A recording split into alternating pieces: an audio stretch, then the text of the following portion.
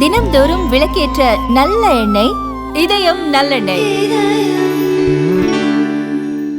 41 நாட்களாக தொடர் காத்திருப்பு போராட்டத்தில் ஈடுபட்டிருக்கும் போக்குவரத்து தொழிலாளர்களை கண்டுகொள்ளாத திமுக அரசை கண்டித்து நெல்லை வண்ணாரப்பேட்டை போக்குவரத்து பணிமனை முன்பு உடிக்கை அடித்து வேப்பிலையுடன் போக்குவரத்து தொழிலாளர்கள் நூதனமான முறையில் போராட்டத்தில் ஈடுபட்டதால் பரபரப்பு ஏற்பட்டது.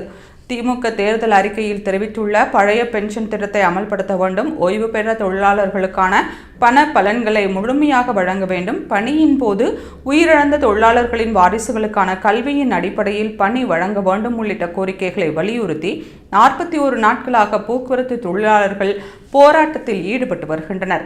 இந்நிலையில் தமிழக அரசு போக்குவரத்து தொழிலாளர்களின் கோரிக்கைக்கு செவி சாய்க்காததை கண்டித்து நெல்லை வண்ணாரப்பேட்டை தாமிரபரணி போக்குவரத்து பணிமனை முன்பு தொடர் போராட்டத்தில் ஈடுபட்டு வரும் போக்குவரத்து தொழிலாளர்கள் உடுக்கையுடன் வேப்பிலை அடித்து நூதன முறையில் ஆர்ப்பாட்டம் மேற்கொண்டனர். ஆர்ப்பாட்டத்தின் போது தமிழக அரசு என பதாகையை பிடித்து முக்காடு அணிந்த நபர் மீது போக்குவரத்து தொழிலாளர்கள் வேப்பிலையால் அடித்து போராட்டத்தில் ஈடுபட்ட சம்பவம் பரபரப்பை ஏற்படுத்தியது.